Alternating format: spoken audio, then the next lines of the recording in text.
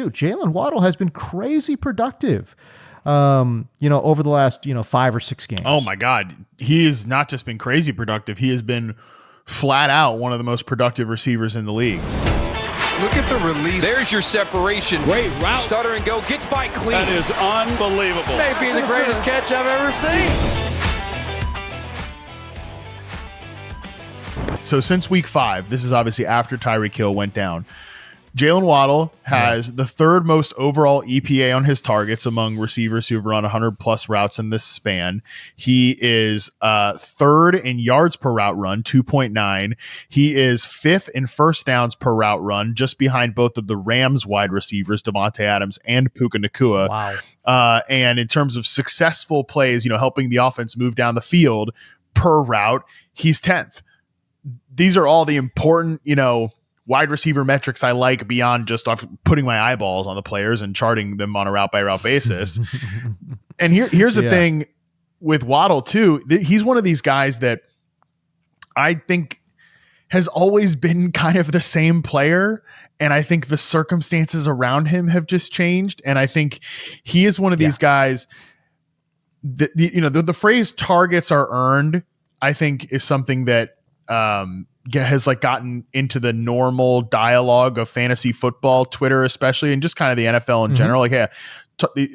Target earners. People talk about target earners, and I generally think over the long span, guys who get targeted a lot do earn targets, right? Like over a long sample, you don't just fall ass backwards into getting 120, 130 targets. That doesn't just happen for reasons, right?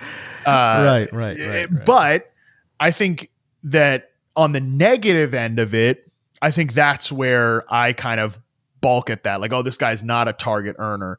That doesn't always compute to me because, hey guys, quick break here to tell you about our sponsor, ZBiotics. I got to tell you, this is a game-changing product for me personally that I use before a night out with drinks. It's called Pre-Alcohol. ZBiotics Pre-Alcohol Probiotic Drink is the world's first genetically engineered probiotic. It was invented by PhD scientists to tackle rough mornings after drinking. Here's how it works. When you drink, alcohol gets converted into a toxic byproduct in the gut. It is a buildup of that byproduct, not dehydration, that's to blame for rough days after drinking. Pre-alcohol produces an enzyme to break this byproduct down. So just remember, make pre-alcohol your first drink of the night, drink responsibly, and you're going to feel your best tomorrow. When I have to travel for work, I still want to be able to go out with colleagues, see some people that I don't normally see, socialize, have a few drinks at night, but be able to get up and get my steps in, get my workout the next day, and feel my best before doing shows, interacting with folks, whatever it is. With pre-alcohol, I don't have to sacrifice that the next day anymore.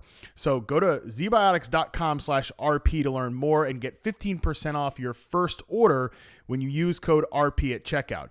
ZBiotics is backed with a 100% money-back guarantee, so if you're unsatisfied for any reason, they're going to refund your money, no questions asked. Remember, head to zbiotics.com/RP and use the code RP at checkout for 15% off.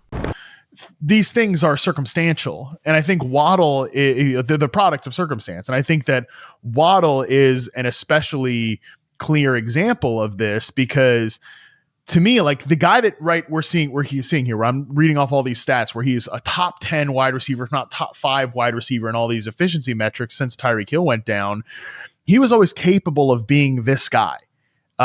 His efficiency stats fell off last year, but that was because of the environment around him, where you have a quarterback who wants to get rid of that ball so fast. And because Tyreek Hill gets more of the creative touches, role catering in the offense. And then they had these other two kind of Mickey Mouse target players in Jonnu Smith, who's not on the team anymore. Last year, where it's Jonnu Smith and Devon Achane. Screens to Achane and the Mickey Mouse stuff to Jonnu Smith. Those plays were fine. But it just means that, hey, where Jaylen Waddle is in the progression as the outside on the line of scrimmage player for a quarterback who needs to get rid of the ball fast and needs to kind of do some of that Mickey Mouse stuff, the football's never going his way, especially behind a bad offensive line. So when I watched Waddle last year and charted him for his profile, I was like, this guy's still really, really good. 80% zone beater, 70% man beater, check. That's what we like to see. These are the guys we want to bet on as really, really good potential number one receivers. And this year, I think now that Tyreek Hill's been removed and he has that opportunity to be the number one, And like his role hadn't even really changed that much in terms of where he's lining up. Like they're not putting him in the Tyreek Hill role. He's just getting more targets in his own role. And he's very, very good at that role. So I've just been really excited to see this for Waddle, because I think the role promotion for him has been a little bit overdue, honestly. And it's not quite as, and just in my personal opinion, I don't think it's quite as dramatic as what we're seeing in Philadelphia with Devontae Smith, where he's really just I think ascended and is at maybe like a top 10 NFL wide receiver level when I watch him. I don't think Waddle's quite graduated to that tier, but he is in a similar way where he's viewed as the number 2 behind an elite number 1. And I think that number 1 was in decline. I think the Eagles wide receiver 1 is in decline and has been passed. Obviously Tyreek Hill's hurt, but it was trending in a way where I think you want to bet on Waddle because he's still ascending and still growing. And I think that it's sort of that same dynamic for what we talked about in Philadelphia there.